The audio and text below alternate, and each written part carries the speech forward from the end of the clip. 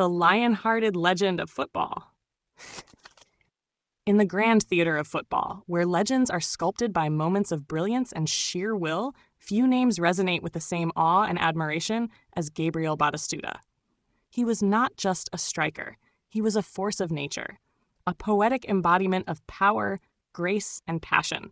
To the world, he was Batigol, a warrior with a golden boot, a man whose thunderous goals shook stadiums and left fans breathless. But beyond the goals, beyond the records, lay a man of immense character, humility, and resilience. This is the story of Gabriel Batistuta, a boy from Argentina who rose to become one of the most lethal strikers in football history, whose greatness transcended the game and whose legacy remains immortal. Early life, the making of a warrior.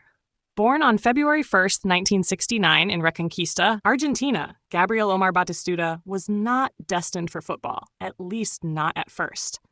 Unlike many Argentine legends who grew up with a ball at their feet, young Gabriel loved basketball. His height and athleticism made him an excellent player, but fate had other plans. It wasn't until he watched Argentina win the 1978 World Cup that his heart shifted toward football. He joined his local team, Platense, and quickly caught the eye of bigger clubs. At Newell's Old Boys, his raw talent began to shine, and soon he moved to River Plate, where he faced early struggles, limited playing time, and doubts about his ability. But Batistuta was not one to be deterred. A transfer to Boca Juniors in 1990 changed everything. Under coach Oscar Tabarez, Batistuta flourished, developing his signature traits, explosive power, ruthless finishing, and an unbreakable spirit. He became a fan favorite, his goals breathing new life into Boca's attack. But his true legend was only just beginning. The Fiorentina years, a king in purple. In 1991, Batistuta made the move to ACF Fiorentina, a decision that would define his career. Florence welcomed him with open arms, and in return, he gave them his heart. For 9 years, he carried La Viola on his broad shoulders, scoring 207 goals in 333 appearances, making him the club's all-time top scorer. At Fiorentina, Batistuta was more than a footballer. He was a symbol of loyalty and passion. Even when the club was relegated in 1993, he stayed, leading them back to Serie A the following season. He was rewarded with Coppa Italia and Supercoppa Italiana triumphs in 1996, yet despite his brilliance, the Serie A title eluded him. His unwavering loyalty to Fiorentina endeared him to the fans, who immortalized him with a statue in Florence, a rare honor reserved for the truly great. The AS Roma triumph, the missing crown. In 2000, at 31, Batistuta made the painful decision to leave Fiorentina to pursue his long-awaited Serie A title. He joined AS Roma, and in his very first season, he helped them win the Scudetto. With 20 goals, he was instrumental in their triumph, cementing his place as one of the league's greatest ever strikers. For Batistuta, winning the league was not just a trophy, it was vindication. It was the ultimate reward for years of toil, sweat, and sacrifice. Though his time at Roma was brief, his impact was lasting. He later had short stints at Inter Milan and Al Arabi, but his legacy was already sealed.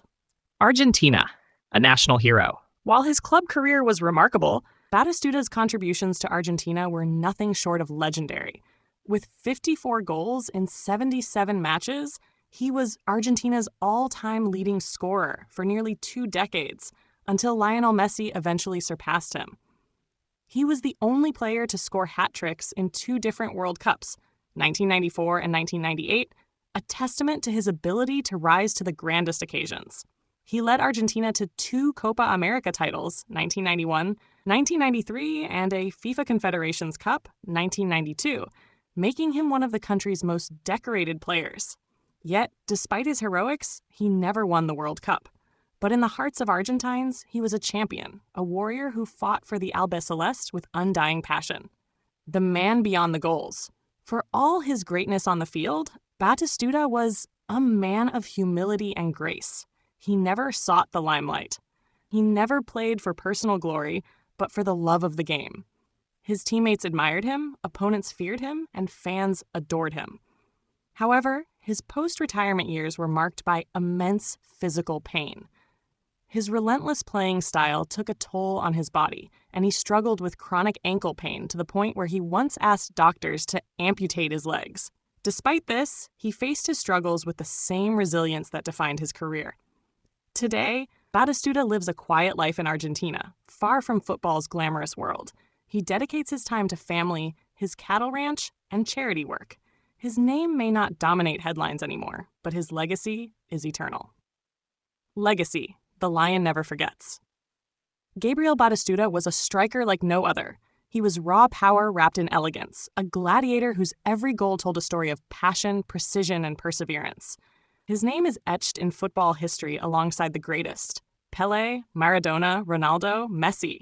But his story is uniquely his own. He was never about personal records or awards. He was about the love of the game, about the roar of the crowd, about the unbreakable bond with the fans who worshipped him. In Florence, he is a king. In Argentina, he is a national treasure. In football, he is a legend. And legends, as we know, never fade. Batigol forever.